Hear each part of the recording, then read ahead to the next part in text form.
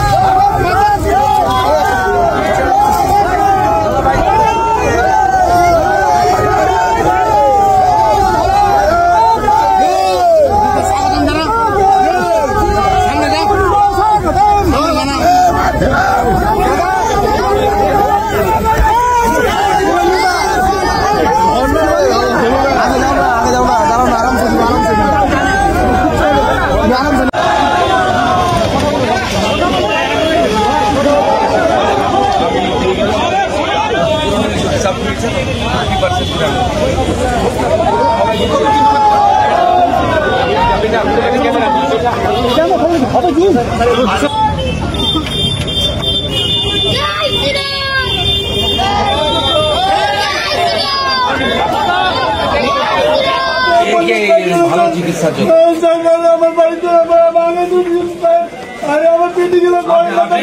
রাখুন, আমি সব দেখে নেবো,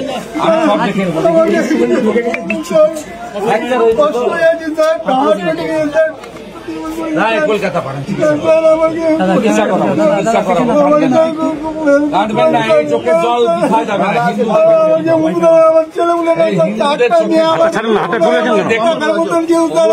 মুখ্যমন্ত্রী দেখুন আপনার বাংলায় হিন্দুরা কেমন, দেখুন মুখ্যমন্ত্রী আপনার বাংলার হিন্দুরা কেমন আছে দেখুন। ঘুমটা নিচে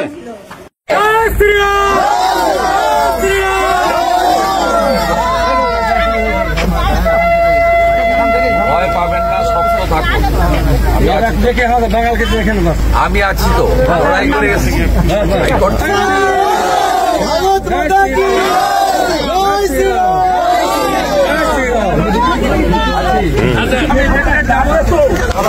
বলে দিয়েছি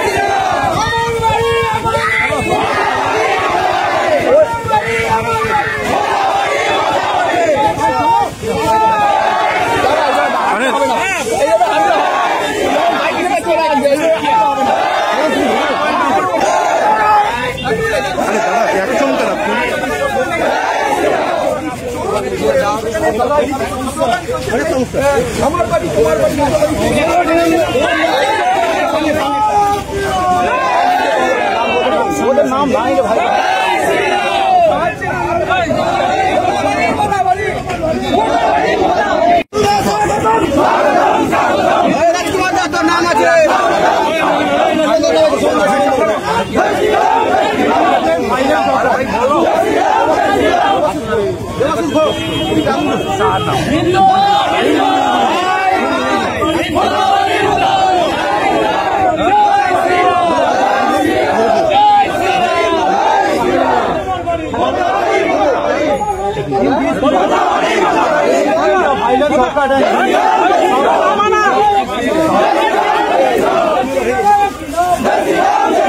परिवार से बात हुआ आपका, क्या बात हो रहा है?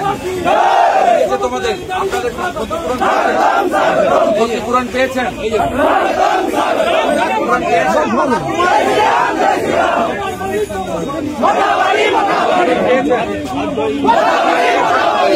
ক্ষতিপূরণ দিয়েছে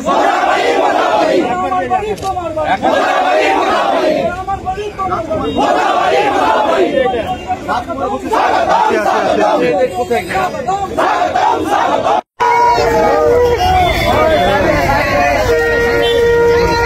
ভুলটা দে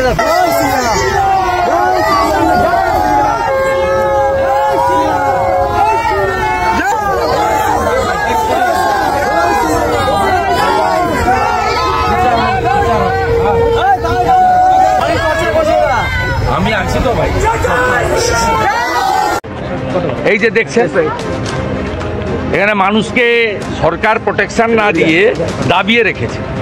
বলছি পুলিশের ভূমিকা, যাদের 24 জনকে ধরেছে ওরা প্রকৃত দোষী নয়, ভিডিও ফুটেজ ধরে সব দোষীদের ধরতে হবে। এখানে ক্ষতিগ্রস্ত 6 জনকে নিয়ে উচ্চ আদালতে আমরা গেছি, এনআইএ দাবি করছি, সিবিআই দাবি করছি। বলছি জঙ্গিপুর এবং মোথাবাড়ি দু জায়গাতে আমরা দেখলাম পুলিশের ভূমিকা নিয়ে কি বলে, পুলিশকে লুকোতে হচ্ছে কার্যত দোকান ঘরে। পুলিশ যখন ব্যবস্থা নেয়নি, ওরা যা করার করে দিয়েছে। আপনাকে বলি, ফেসবুক লাইভ করতে করতে করেছে, আগে থেকে হঠাৎ তো হয়নি, জানিয়ে করেছে। যদি কারো আস্থায় কেউ আঘাত দেয় থানায় যান, আইন হাতে তুলে নেবেন কেন? যে 86টি লোকটাকে ক্ষতিগ্রস্ত করলেন হিন্দু পরিবার এবং দোকানকে, এরা তো কোনো দোষ করেনি। কেন এই গরিব লোকগুলো, আপনারা এখানে মেজরিটি, আমাদের হিন্দুরা এখানে মাইনরিটি, তো কেন এই অত্যাচারটা হবে? এটা দেখার দায়িত্ব কার?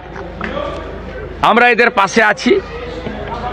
দেখা করলাম অনেক লড়াই করে, 3 বার আমি চিঠি দিয়েছি এসপিকে, ঢুকতে দেয়নি, আমাকে হাইকোর্টে যেতে হয়েছে। হাইকোর্টে সব শর্ত মেনে 10টায় আমি পৌঁছে গেছি।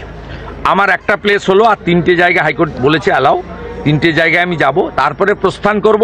6 জন ক্ষতিগ্রস্তকে নিয়ে আমি আইনি লড়াই করছি।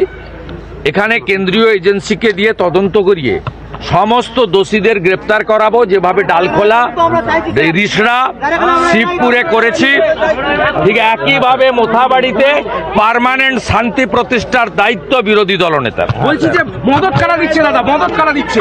শাসক দল।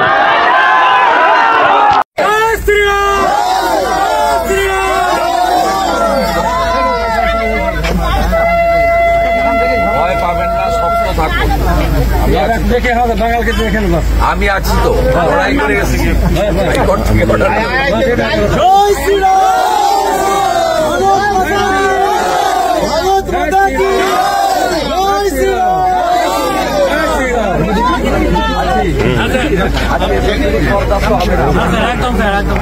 বন্ধ করবো, বরদাস্ত হবে না।